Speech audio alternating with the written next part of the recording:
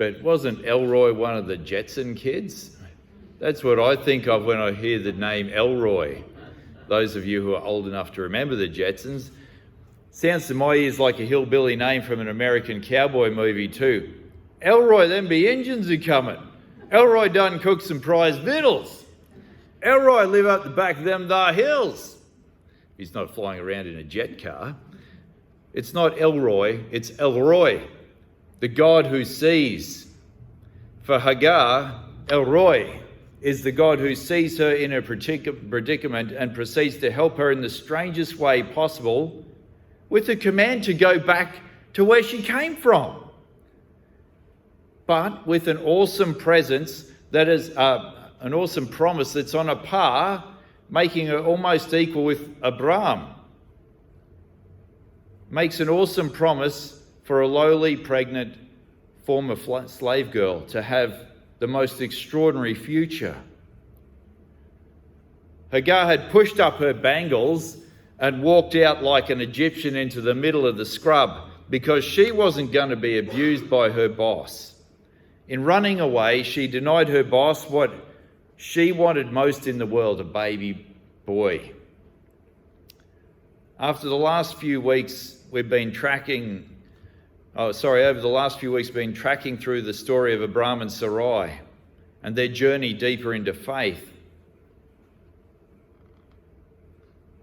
God had spoken to this childless, infertile couple, promising children, land and nations.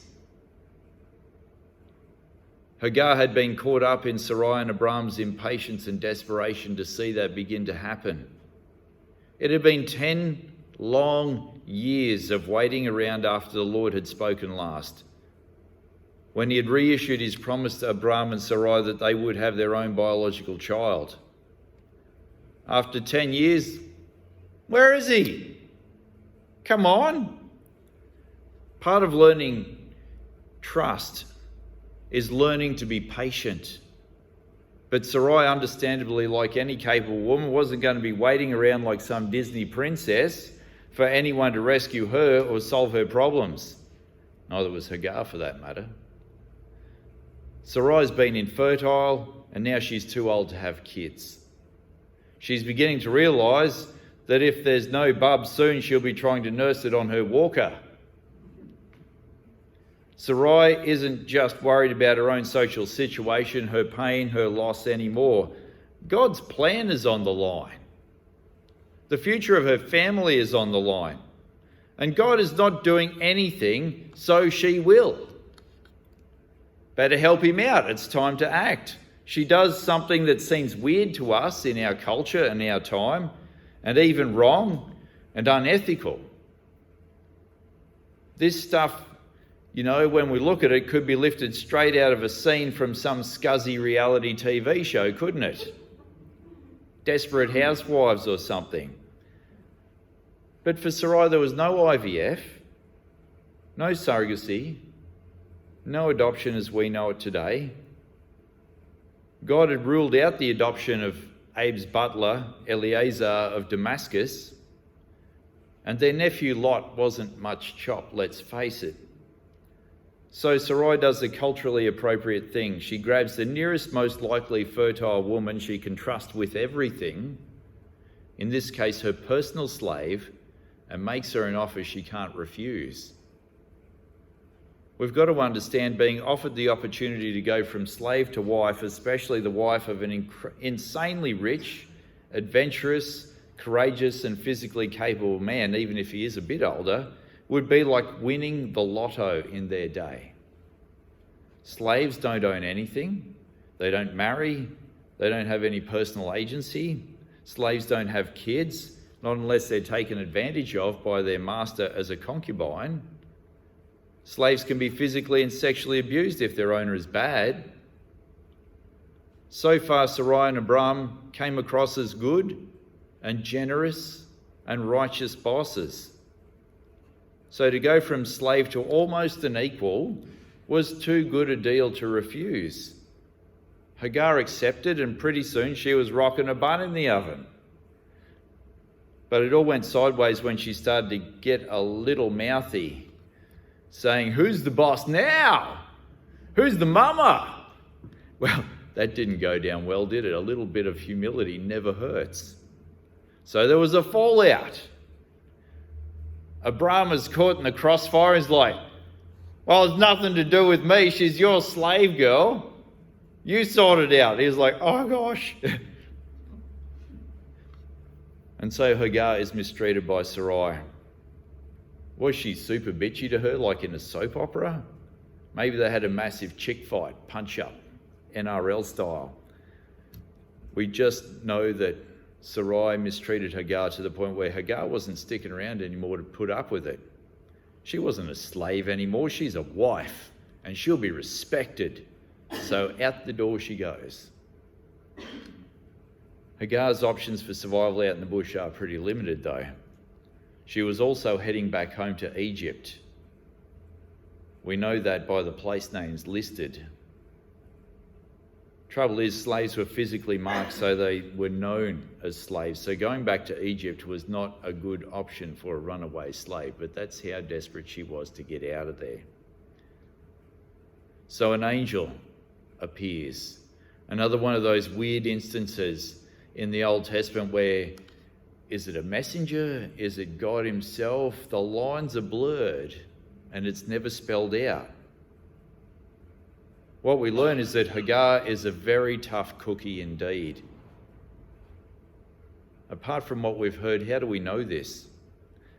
Well, Abram, along with the whole host of warriors and great male leaders, from the Old Testament through to the New, had an angel of the Lord come to them. And the first thing the angel of the Lord always had to say was, don't be afraid, mate. He never says that to Hagar. She was like, what's this all about? The angel gives her the only logical option. Go back.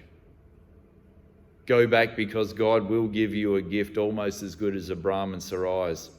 You'll be the mum of a multitude yourself. Your son Ishmael will be tough, independent, feisty, a survivor, a fighter. I used to think him being called a wild donkey or a wild ass of a man meant that he would be dumb or ignorant or really just difficult to get along with. But no, that's not the case. That's our cultural assumptions. A wild donkey is one of the only creatures tough enough to survive in the extreme conditions of the Middle Eastern bush, an extremely hardy creature. Ishmael will be a chip off the old block. His mum, Hagar, don't mess with him. You'll notice that these words are offset in the text when you read it in the Bible. So whenever you see that in the Bible, it means it's a song. The angel sings these promises to her so that it'll get locked in her brain and she'll never forget them.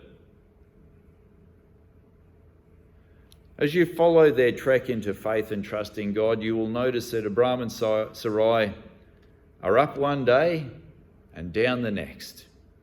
They get the wobbles up many times when it comes to trusting God. In Hagar's very first encounter with the living God, she trusts immediately and obeys immediately, pushing up her bangles once more and walking like an Egyptian back to Sarai. Hagar is one of the Bible's unsung heroes.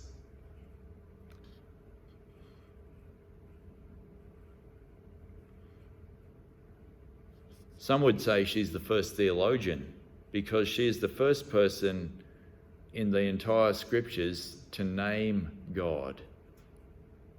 God names a whole host of people and creatures. Shortly, he'll rename Sarai and Abram in chapter 17. He named Adam, and Adam named all the creatures and Eve. Hagar is the first person with enough spunk to put a nickname on God. You're El Roy. You've seen me, I've seen you, and I've lived. For most of history, women too often have been invisible in the stories told about life in the world, but the Bible gives more screen time to women than most ancient documents put together. Even if there still are a lot of stories about a lot of blokes. Sorry, but it can't change that. That's probably down to the fact that it was mostly written by blokes. But here's Hagar. In our walk through Genesis, Sarai is front and centre in the promises and in the action as well. And in the story today, God sees Hagar. He's the only one who uses her name. And she sees him like few other people in the history of the world, except maybe until the time of the church. Last week, Abraham was asked to count the stars if he could. If you had the time, you'd be able to count 2,000 or 3,000 in the night sky. The Hubble Deep Field image has shown us that one small square of the night sky contains trillions of galaxies, each containing billions of stars. In all that vastness and wonder and awesomeness, God looks at this tiny speck of dust called Earth. God looks and sees Hagar in her desperation, cares about her, meets her face to face, gives her a promise and gives her a hope, a purpose, and a future. A couple of weeks ago, I was sitting with someone and they were in tears and they asked me, "Does God see me? Does God see me?" I prayed with this person, went down the street to buy something at Safeways, and as I was climbing back into the ute, a sparrow landed on the bull bar, flapped its wings until it got my attention, and looked me straight in the eye, and then turned around, wiggled its backside at me and flew off at a great rate of knots. And the Bible passage came straight back to me. His eye is on the sparrow. Not a sparrow falls to the ground, Jesus said, without God noticing. How much more value are you than many sparrows? So I had to get straight back on the phone to this person and say, well, I think God has given us an answer about whether he sees you or not. Just so, El Roy sees each and every one of you here today. Sees you in the pains and the hurts you carry in your heart, in the stories you can't share with others. He has a hope and a future and a purpose for you. He cares about you and has given you countless promises in Jesus. So in our daily lives, will we dare to name God as Hagar did, as Jesus, the one who rescues us and gives us all things? We can be a bit sooky in this country. We're always praying and hoping that our faith journey will be smooth sailing without wobbles, trials, difficulties, roadblocks or pain. Yet God may ask us to head into situations that are uncomfortable, difficult or dangerous, just like Hagar. He may also ask us to put up with a whole lot of crap, to put up with tough relationships and persist with difficult people, because there will be a blessing for all in the end. Don't hear me say it's okay to put up with abuse. Hagar did not. She drew the line. She walked out. She reset the scenario. And when she went back, they treated her right. Let's not forget that El Roy in the flesh put up with all manner of difficult relationships, walked into all manner of tough situations, and eventually walked the hill of the skull to make sure all of God's promises are cemented in him forever. Then he rose again. If you're getting the wobbles up or being asked to do a hard thing, if you're being asked to persist with tough relationships or difficult people, or finding faith journey a slog, El Roy says to you today, I see you. I see you. Amen. Let us pray.